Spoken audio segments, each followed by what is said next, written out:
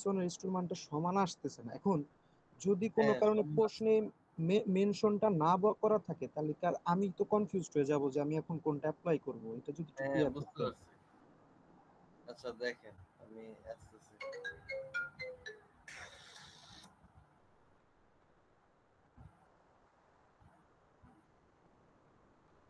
hypothesis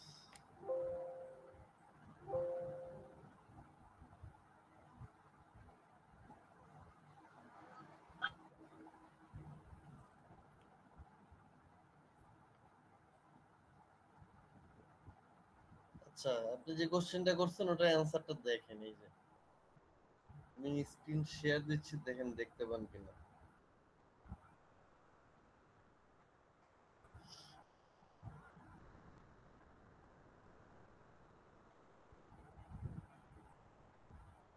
দেখতে পান screen? জি sir, দেখা যাচ্ছে।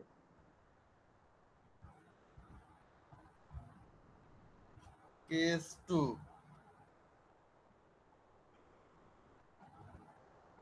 এই যে এইখানকার কথা বলছেন আপনি, এই যে স্মল স্যাম্পল আর ভ্যারিয়েন্স হচ্ছে অ্যাজিউমড ইকুয়াল আর ভ্যারিয়েন্স হচ্ছে অ্যাজিউম নট ইকুয়াল, তাই তো?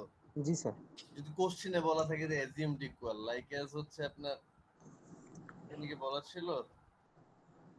এখানে ছিল না। আচ্ছা দেখেন এখানে বলা আছে কি অ্যাজিউমড ইকুয়াল, বলছে অ্যাজিউম ইকুয়াল বের করতে বলছে, তাই না? জি স্যার। দেখেন এই যে অ্যাজিউমড ইকুয়াল যখন ছিল তখন দেখেন আমার ভ্যারিয়েন্স আমি একটাতে কনভার্ট করতেছি। এর মানে যে এই যে আমার এই S1 এই S2 এই S1 আর এই S2 যে সমান হইতে হবে বিষয়টা কিন্তু এটা না। বিষয়টা কি? বিষয়টা একটা S হবে। এই Sটা S স্কয়ার মানে তো আমার ভ্যারিয়েন্স, তাই না? জি স্যার। ভ্যারিয়েন্স কি না? দেখেন আমি এই দুইটা ভ্যারিয়েন্স কে কি করছি, একটা ভ্যারিয়েন্সে কনভার্ট করছি। তার মানে কি আমার এই ভ্যারিয়েন্স কয়টা এখানে? একটা। একটাই। তার মানে দুইটা ভ্যারিয়েন্সে কি সমান বলতেছি না আমি?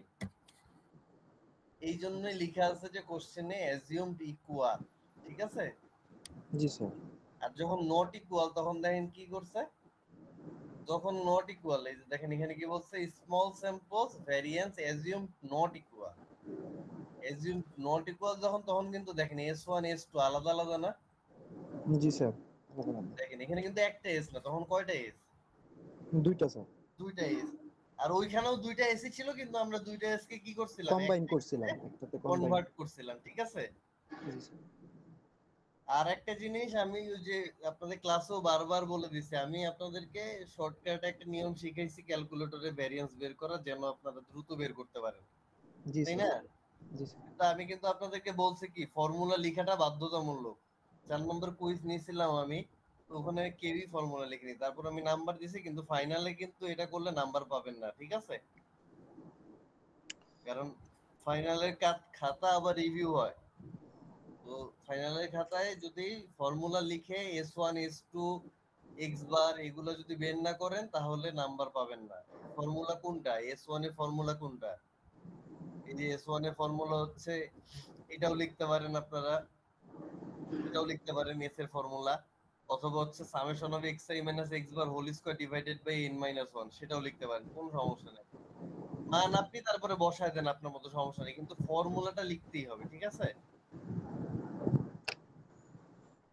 বুঝতে পারছেন আমার কথা? জি স্যার। যে এক্স বার ইকুয়াল টু যেমন লিখছে কি summation of x i divided by n, লিখছে না? জি স্যার। লিখে কিন্তু ডিরেক্ট বসাই দিছে, এই যে 572 ধরেন বসাই দিলেন আপনি, সমস্যা নেই, খালি জাস্ট আমার ফর্মুলাটা লিখে দিতে হবে।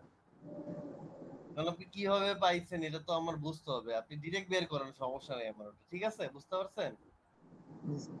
আপনার স্যার, ভেঙে ভেঙে করতে হবে না, কিন্তু হচ্ছে আপনার সূত্রটা লিখতে হবে। আপনি ক্যালকুলেটরে ডিরেক্ট মানগুলা ডেটাগুলো বসাই বের করেন, কোনো সমস্যা নেই। ওকে? জি স্যার। স্যার একটা কথা তাহলে স্যার, ওই যে হ্যাঁ কেস বলেন। টু আর কেস থ্রির বিষয়ে যেটা বললেন, তাহলে কি স্যার আমি এই সিদ্ধান্ত আসতে পারি যে স্যার, মানে এটা তো বুঝতে পারছি স্যার কনভার্ট করে হবে, কিন্তু একটা কোশ্চেন দেখার পরে যে আমি আসলে কোন প্যাথটা ফলো করবো, এটা আমি যখন স্যার ডিসিশনটা নিব, তখন কি স্যার আমি এটা যদি তখনই কেস থ্রিতে যাব যদি আমি দেখি কোথাও যে মেনশন করা আছে যে নট ইকুয়াল হ্যাঁ, অ্যাজাম মেনশন করে। করা থাকবে, ইকুয়াল অথবা নট ইকুয়াল মেনশন জি করা স্যার, জি থাকবে। স্যার, এই এটা যে জানতে চাচ্ছিলাম স্যার। আপনাদের একটা কোশ্চেন দেখাই দিছি আমি, দেখেন আপনাদের কুইজেরই কোশ্চেন আছে, কোন একটা সেকশনের কুইজের কোশ্চেন ছিল এটা। তার মানে বের করতেছি আমি। স্যার ডি সেকশনে ছিল স্যার। বি সেকশনের না, 4 জি নাম্বার কুইজ নিছিলাম আমি বি সেকশনে একটা, এই যে জি এটাই। স্যার।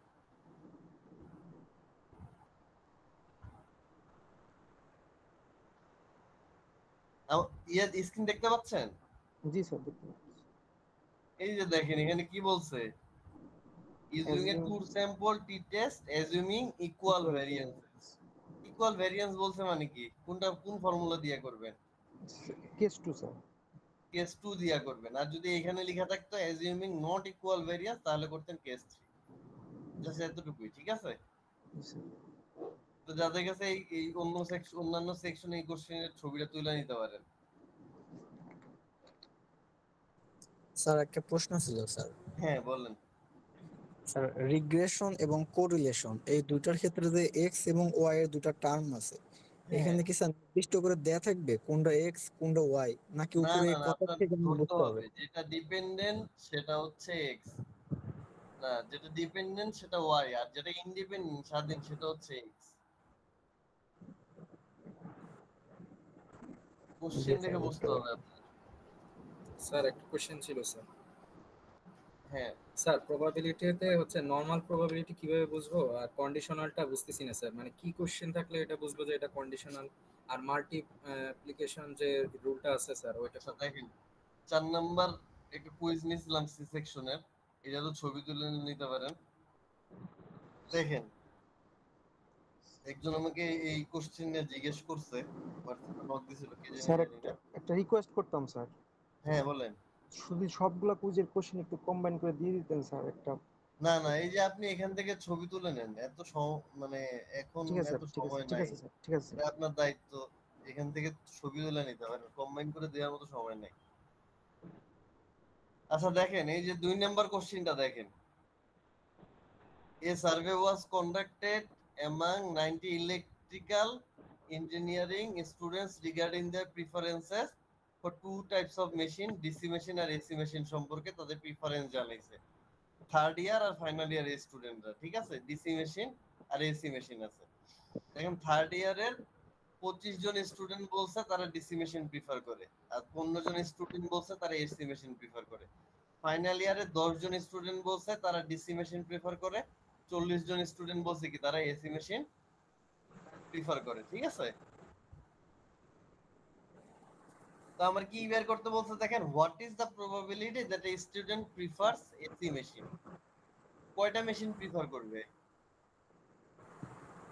Sir AC machine. একটা মেশিন তো। একটা মেশিন না। একটা মেশিন। দেখেন আমি স্যার। কন্ডিশনাল কোনটা, যখন একটা সাপেক্ষে আরেকটা ইভেন্ট ঘটবে তখন সেটা কন্ডিশনাল। মার্জিনাল কোনটা বলেন তো?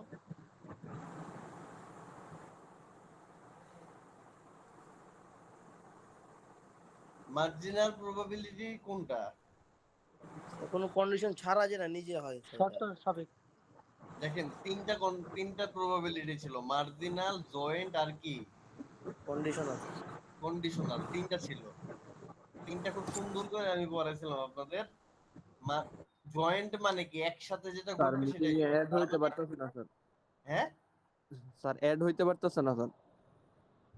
এড হইতে পারতেছে না, ওপেন করো তো। অ্যাকশন হয়ে গেছে, লিমিট আছে স্যার, ফুল হয়ে গেছে তো স্যার। স্যার লিমিট না হইবে। 100 জনের লিমিট তো থাকার কথা না, লিমিট করে দিছে এটা। জি স্যার, তারা এটাই বলতেছে, অনেকে ঢুকতে পারতেছে, বলতেছে মিটিং ফুল স্যার, মিটিং ফুল।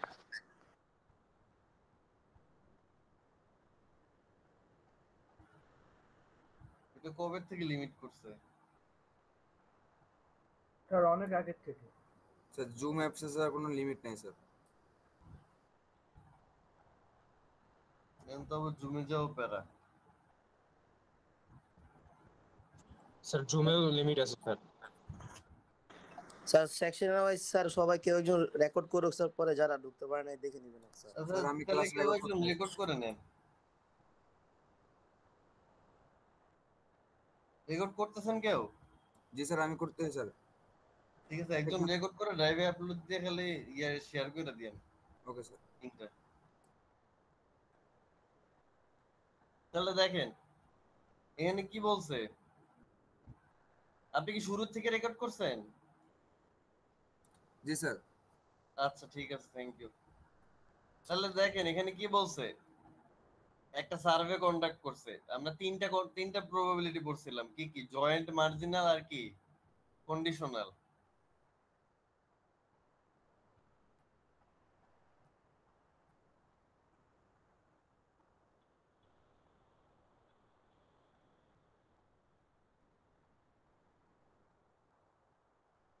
দেখেন এই যে কি কি পড়ছিলাম, জয়েন্ট পড়ছিলাম, মার্জিনাল পড়ছিলাম, আর কি পড়ছিলাম?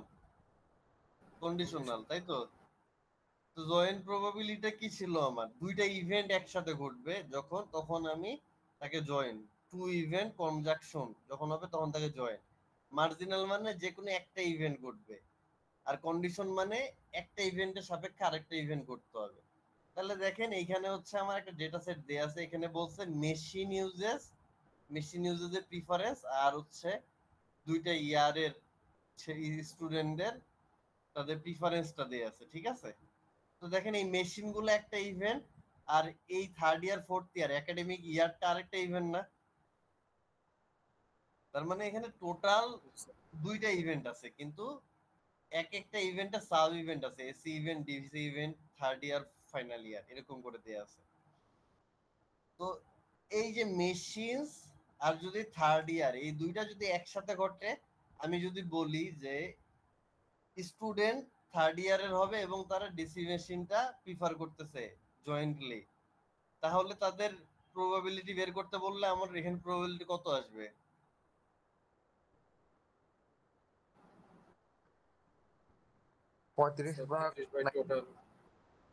মানে স্যার 25/35 আমার DC machine. Sir 45/90।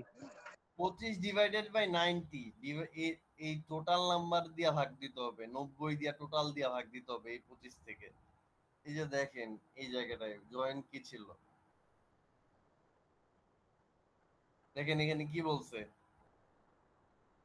Do you like watching TV, এটা 100 জনকে জিজ্ঞেস করছি, এর মধ্যে থেকে what is the probability randomly selected individual being a male who likes watching TV. তার মানে কি, মেল হইতে হবে এবং সে ওয়াচিং টিভি লাইকও করবে, টিভিও দেখা পছন্দ করবে, এটাও হইতে হবে। মানে দুইটা ইভেন্টই হইতেছে। ওয়াচিং টিভি কি ইয়েস না? আর মেল কি 19। মেইল আর এই যে ওয়াচিং টিভি ইয়েস, এই দুইটার কমন পয়েন্ট কোনটা? 19 না?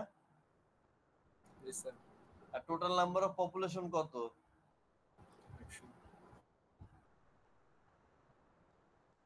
টোটাল নাম্বার অফ পপুলেশন কত স্যার? 100।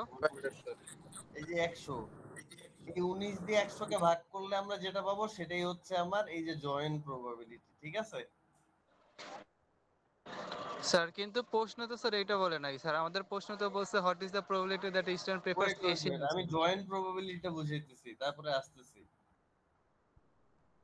তাহলে দেখেন আমার কিন্তু এইখানে কিন্তু টোটাল গুলা বের করে দেয়া আছে, দেখেন টোটাল গুলা বের করে দেয়া আছে। এখানে কি টোটাল বের করে দেয়া আছে?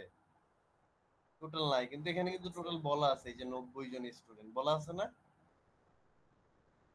তার মানে আপনার শুধু এই ডেটাগুলো দিয়ে ভাগ করে দিবেন তাহলেই হয়ে যাবে।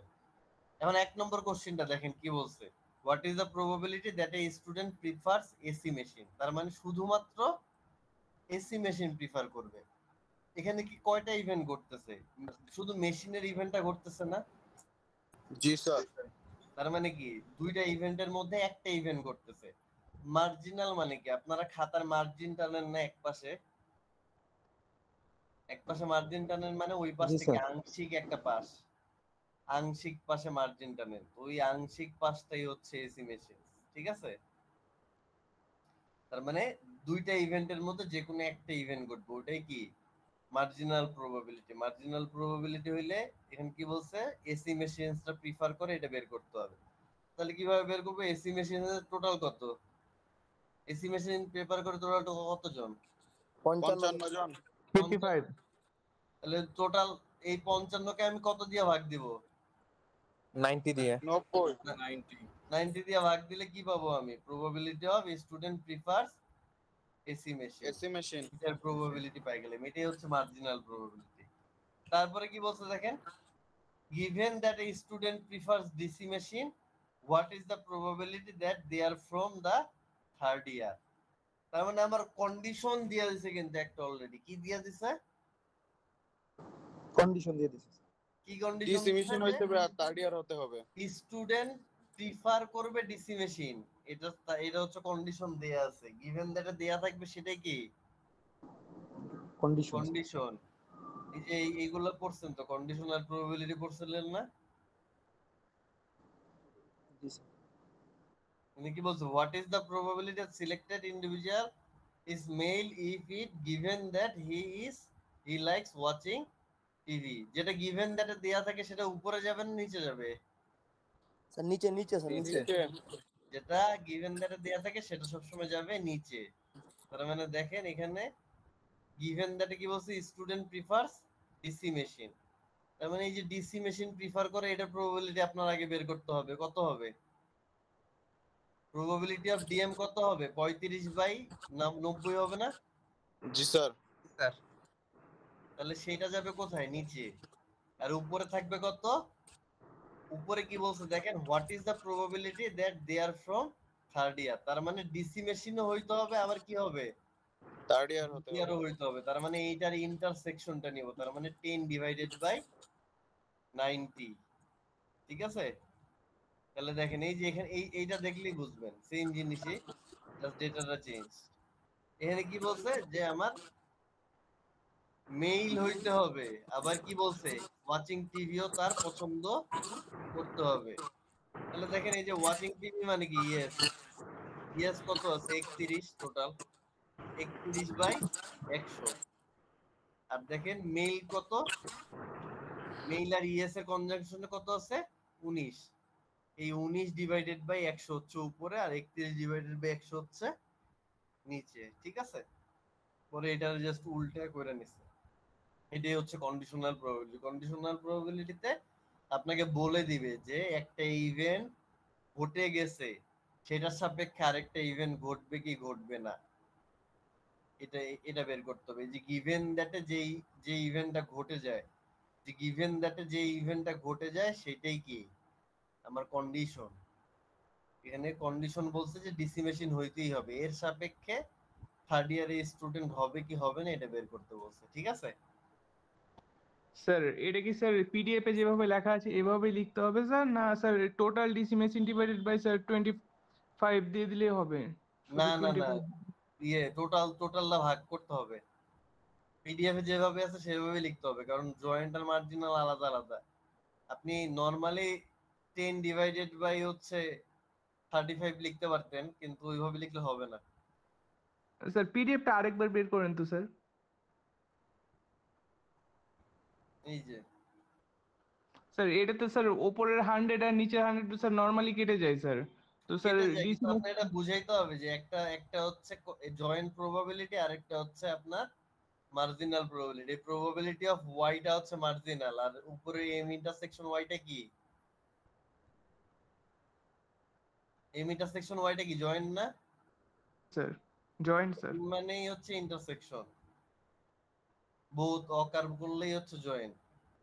তো এই এম ইন্টারসেকশন ওয়াই এ যদি আপনি শুধুমাত্র 19 লিখেন তাহলে তো হইলো না প্রবাবিলিটি। এটা তো প্রবাবিলিটির কথা বলছে, ওটা ভাগ করে দেখাইতে হবে। ঠিক আছে? আচ্ছা স্যার। আর কারো কোনো কোশ্চেন? জি স্যার। স্যার মাল্টিপ্লিকেশন রুলটা স্যার একটু एग्जांपल দিলে ভালো হয়। কি মাল্টিপ্লিকেশন রুল মানে জেনারেল মাল্টিপ্লিকেশন রুল যেগুলো স্যার ওগুলা জেনারেল মাল্টিপ্লিকেশন রুলটা হচ্ছে একটা ইন্ডিপেন্ডেন্সের জন্য আর একটা ডিপেন্ডেন্সির জন্য। যেমন ধরেন আপনার সিজিপিএ ইন্ডিপেন্ডেন্ট, আপনার উপরে ডিপেন্ডেন্ট, ওটা আপনার কার্যকলাপের উপরে। কিন্তু আপনার আর আরেকজনের সিজিপিএ যদি আমি কম্বাইন করি, তাহলে হচ্ছে ধরেন এই দুইটার মধ্যে কোনো ধরনের কোনো পার্থক্য নাই। ঠিক আছে?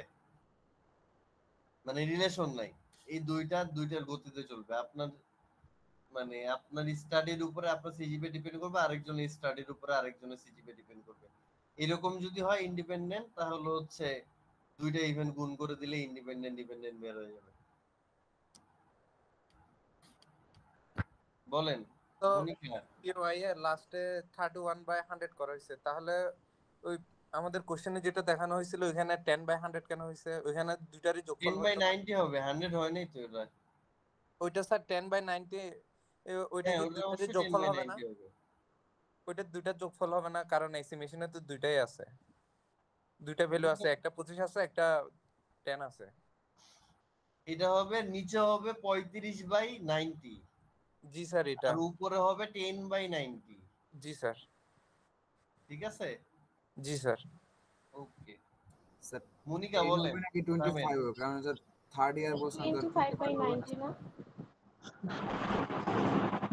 স্যার থার্ড ইয়ার বলছে স্যার। তো থার্ড ইয়ার বললে 25/90। থার্ড ইয়ার বলছে না 25/90, উপরে থাকবে 25/90 আর নিচে থাকবে কত 35/90।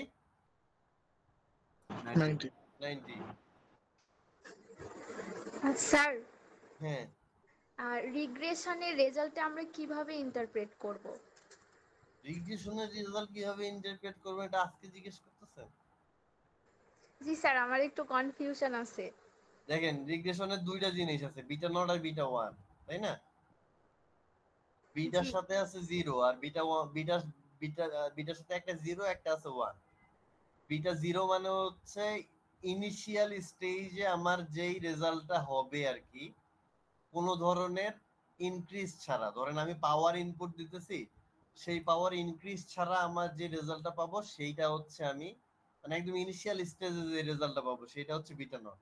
আর বিটা 1 মানে হচ্ছে এক ওয়াট বা এক ইউনিট পরিমাণ ইনক্রিজ করলে আমার যেই পরিমাণ ইনক্রিজ হইতেছে সেটা হচ্ছে বিটা 1।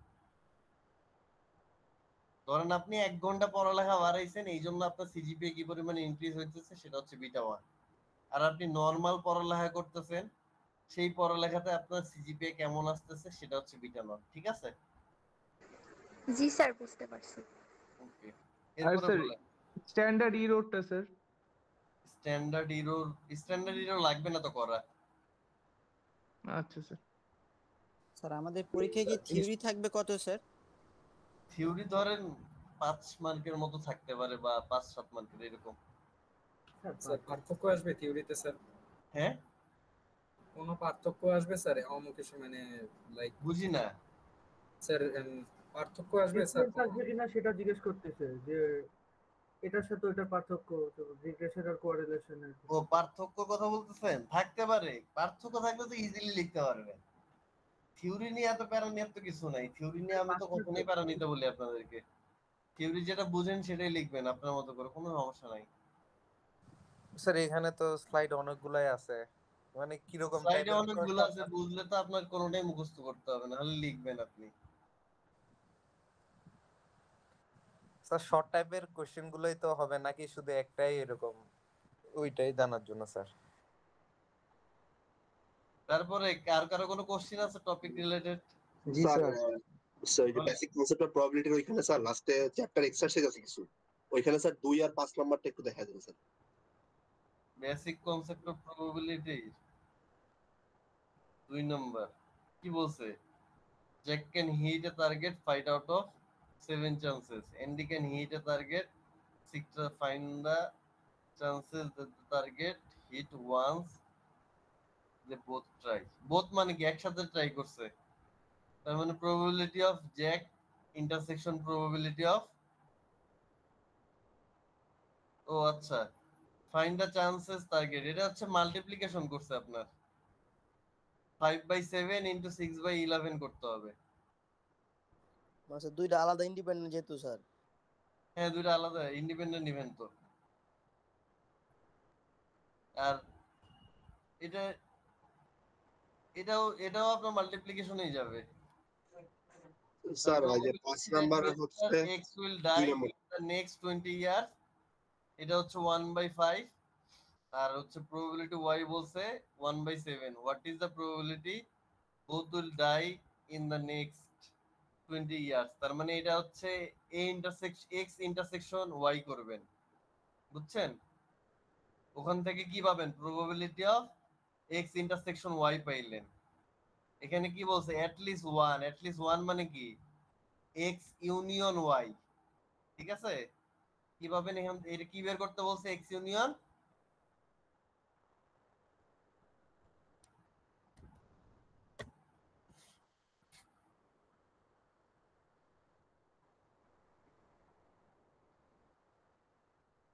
দেখেন এখানে কি বের করবো, প্রবাবিলিটি অফ কি ছিল ওটা? স্যার এক্স আর হচ্ছে ওয়াই। x আর y ছিল না? প্রথমে জি তো স্যার। আপনি x ইন্টারসেকশন y বের করলেন কেমনে, দুটো গুণ করে করলেন না? জি স্যার। এই যে 1/7 আর 1/5 গুণ করলেন, গুণ করে কি পাইলেন? x ইন্টারসেকশন y পাইলেন। x ইন্টারসেকশন y পাওয়ার পরে তারপরে কি বলছে? তারপরে কোশ্চেন কি বলছে? at least one মানে কি ইউনিয়ন না ইউনিয়ন, ইন্টারসেকশন? Union sir. তাহলে প্রবাবিলিটি অফ যদি x ইউনিয়ন y হয় তাহলে এটা ফর্মুলা কি ছিল? প্রবাবিলিটি অফ x প্লাস কি ছিল? Probability of y sir. y minus কি ছিল? P intersection intersection x intersection y. x intersection y ছিল না? জি স্যার। তাহলে এই যে দেখেন এই প্রবাবিলিটি অফ x এর দেয়া আছে 1/5, প্রবাবিলিটি অফ y দেয়া আছে 1/7, আর probability of x intersection y কে আমরা বের করলাম না এই দুটো গুণ করে, যে 1/7 ইনটু 1/5 করলাম না? জি স্যার। জাস্ট ওখান থেকে এটা বের করে নেবেন তাইলেই হবে। আচ্ছা সি নাম্বারে সি নাম্বার কি বলছে? Neither will die in the next 20 year, মানে কেউই মারা যাবে না। এটার প্রবাবিলিটি কত হবে? এটার প্রবাবিলিটি হবে 1 1 মাইনাস মাইনাস বোথ মারা যাওয়ার প্রবাবিলিটি যেটা হবে সেটা থেকে 1 বিয়োগ করলেই যেটা থাকবে এটার প্রবাবিলিটি তো নেই তার, তাই না? জি স্যার। তার মানে প্রবাবিলিটির ক্ষেত্রে একটা ইয়েস থাকবে একটা নো থাকবে, ঠিক আছে?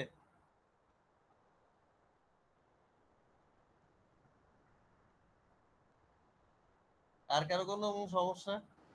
স্যার এই একটা হচ্ছে এক সেকেন্ড স্যার। স্যার তাহলে তো হচ্ছে 2 নাম্বারও তো স্যার বোথই বলা আছে, তাহলে তো 1 মাইনাস কি হবে ওইখানেও? 2 নম্বরে বোধ কোথায় বলছে? 2 নম্বরে বলছে at least one।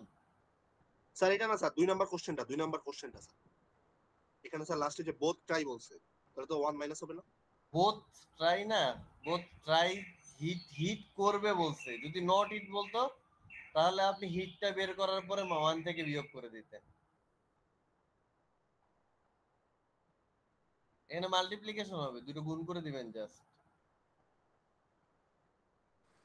Sir probability ডিস্ট্রিবিউশনে বায়োনোমিয়াল আর হচ্ছে যে পয়জনের মধ্যে কোশ্চেনের মধ্যে তো কোনটা করতে হবে এটা দেওয়া থাকবে না, তাহলে এটা কিভাবে চিনবো আর একটু বললে স্যার একটু ভালো হয়। বাইনোমিয়াল আর পয়সন, বাইনোমিয়াল আর পয়সনের মধ্যে মেইন ডিফারেন্স হচ্ছে কোশ্চেনে যদি আপনার নেগেটিভ জিনিস বের করতে বলে তাহলে ডিরেক্ট পয়সন করবেন, যদি পজিটিভ জিনিস বের করতে বলে তাহলে হচ্ছে বাইনোমিয়াল করবেন, ঠিক আছে? জি স্যার। আর ডিরেক্ট যদি রেট দেয়া থাকে তাহলে পয়সনে চলে যাবেন, পজিটিভ নেগেটিভ দেখার দরকার নেই আপনার, ঠিক আছে? জি স্যার। তার মানে আমার যদি সাকসেস রেটটা বের করতে বলে তাহলে কি করবেন? Binomial poison. হ্যাঁ, আর ফেইলিয়ার বের করতে বললে কি করবেন? পয়সন। পয়সন নেগেটিভ নেগেটিভ জিনিসের ক্ষেত্রে আমরা পয়সন করি, ঠিক আছে? জি স্যার। আর স্যার আমি হলো যে নরমাল ডিস্ট্রিবিউশনটা ক্যালকুলেশন বুঝতে পারতেছি না। ক্যালকুলেশন না বুঝতে পারলে এখন কিভাবে ক্যালকুলেশন বুঝাবো আপনাকে? মানে স্যার একটু দেখাই দিলে ভালো হতো স্যার। কিভাবে দেখাই দেব? স্যার যে নরমাল ডিস্ট্রিবিউশনে একটা এক্সাম্পল আছে স্যার, এখানে মানে স্যার কি করছে এটা বুঝতে পারতেছি না। নরমাল ডিস্ট্রিবিউশন তো আপনি এতদিন জিজ্ঞেস করেন নাই কেন? স্যার ক্লাস করেন না নরমাল ডিস্ট্রিবিউশনের? না স্যার ক্লাসটা একটু মিস হয়ে গেছে।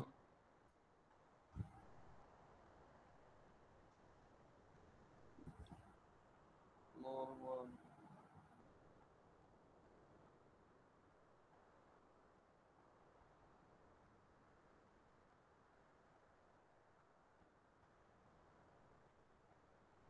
ডিস্ট্রিবিউশন থার্মাল বের করে নিই।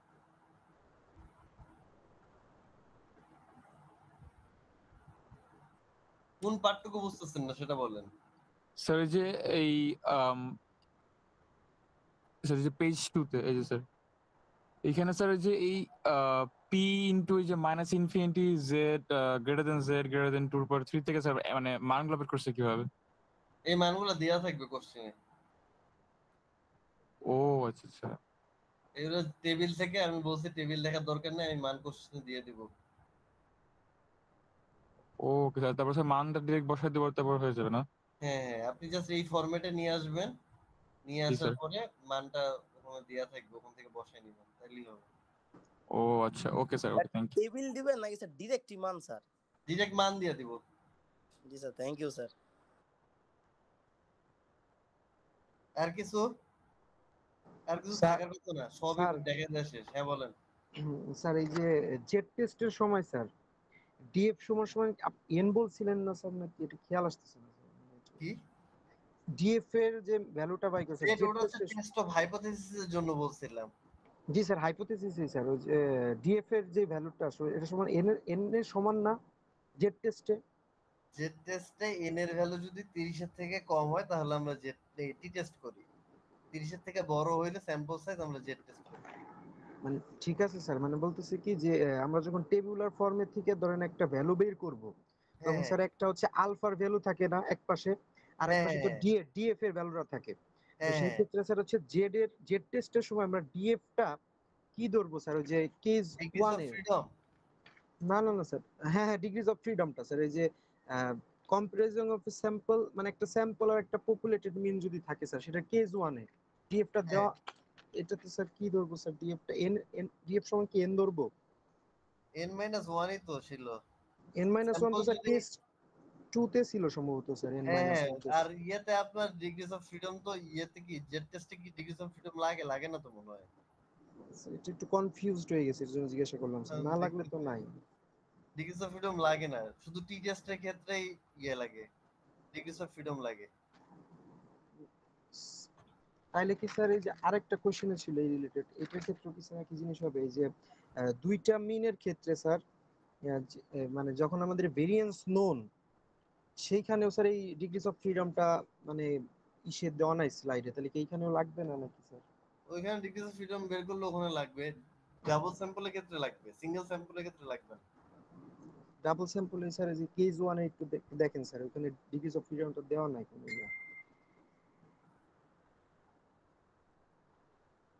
এইটার কথা বলতেছেন? জি স্যার, এখানে ডিগ্রিজ অফ ফ্রিডম দেওয়া নাই স্যার। এখানে লাগবে না তো, জেড টেস্ট নাই, এখানে লাগবে না তো। জেড টেস্ট বুঝতে পারি না স্যার, এই যে ডিটি লেখা তো এইটা লাগবে না, ডি ডি ডি মানে ওই জেড এর ইয়ে দিয়ে করতে হবে, এটা আলাদাভাবে লিখছে, এটাতে লাগবে না, ডিগ্রিজ অফ ফ্রিডম লাগবে না। 30 এর থেকে বড় হইলে লাগবে না degrees of freedom. Sir hypothesis testing এর মধ্যে comparison of two correlated sample means এটা কি আছে স্যার? এই পর্যন্ত আছে, এই যে কেস 3 পর্যন্ত আছে, এই যে কেস 3 অ্যাজিউম নট ইকুয়াল পর্যন্ত আছে, এরপরে আর নাই, মানে পেজ 23 পর্যন্ত আছে। ওকে স্যার আরেকটা কোশ্চেন আছে স্যার, এই যে স্যার এই যে দুইটা ইসের মধ্যে যখন স্যার কম্পেয়ার করতেছি, মানে ধরেন এই যে এখানে লেখা আছে sir brand B superior to brand A, তো এই ক্ষেত্রে আমার হচ্ছে ধরেন যেটা হচ্ছে আমি ধরছিলাম সমান, মানে আমাদের mu naught is equal to mu, আর একটা হচ্ছে অল্টারনেট ধরছিলাম mu naught is not equal to mu, মানে সরি এখানে ছিল mu 1 is not equal to mu 2। হ্যাঁ, এখন স্যার এই ক্ষেত্রে ধরেন আমার হচ্ছে আমার যেটা নাল সেটা হচ্ছে ফলস হইছে, তাহলে সেই ক্ষেত্রে আমার অল্টারনেটিভ ট্রু হইছে, কিন্তু সেটা তো আমি ডিক্লেয়ার করতেছি নট ইকুয়াল টু দিয়ে, এখানে গ্রেটার দেন লেস দেনটা স্যার আমি গ্রেটার দেন লেস দেন লাগবে না, নট ইকুয়াল ইকুয়ালটাই করবেন। তো সেইভাবে তো স্যার এই কথাটা কিভাবে বলা যায় যে brand is B superior to brand A, যদি সেটা নট ইকুয়াল এই কথাটা কিভাবে বলা যায় স্যার? নট আমি ইকুয়াল বুঝবো কিভাবে? দুটো মিন সমান না, তাইলে হয়ে যাবে। ও এটা ওই কোনটা কার থেকে বেশি বড় এটা বলা লাগবে না? না না না, শুধু বলবেন যে সমান না, শেষ। আর কারো কোনো কোশ্চেন আছে? মিটিং শেষ হয়ে যাবে 10 মিনিটের মধ্যে। স্যার আরেকটা কোশ্চেন আছে স্যার। বলেন। স্যার ভিএলসি তে দেখলাম স্যার আপনি হচ্ছে টেস্টিং অফ ওই যে কোএফিশিয়েন্ট অফ কোরিলেশনের একটা দিয়েছেন স্যার, ওটা কি লাগবে স্যার? থেকে ড্রাইভে যা দেয়া আছে তার মধ্যে থেকেই যা পড়াইছি এর মধ্যে থেকে কোশ্চেন আসবে। ঠিক আছে স্যার, থ্যাংক ইউ। আর ওই যে কুইজগুলো সলভ করেন ভালো মতো, আর হচ্ছে যা পড়াইছি এর মধ্যে থেকে আসবে, আর থিওরি তো ওই যে বললামই। ঠিক আছে স্যার, থ্যাংক ইউ স্যার। আর কারো কোনো কোশ্চেন? স্যার এখানে 23 পর্যন্ত কি বলছিলেন? সিলেবাস কি এতটুকু 23 নাকি পুরাটাই পিডিএফ এটা? 23 নাম্বার পেজ পর্যন্ত সিলেবাস। আচ্ছা স্যার, ধন্যবাদ স্যার। স্যার মিড থেকে কি মেজার্স অফ ডিসপারশন পড়তে হবে স্যার? মেজার অফ ডিসপারশন তো আপনার নরমালি পড়তে হইতেছে, মানে ওইভাবে পড়ার দরকার নাই, ভ্যারিয়েন্সটা কিভাবে বের করছে ওটা ওখান থেকে দেখেন তাইলেই হবে।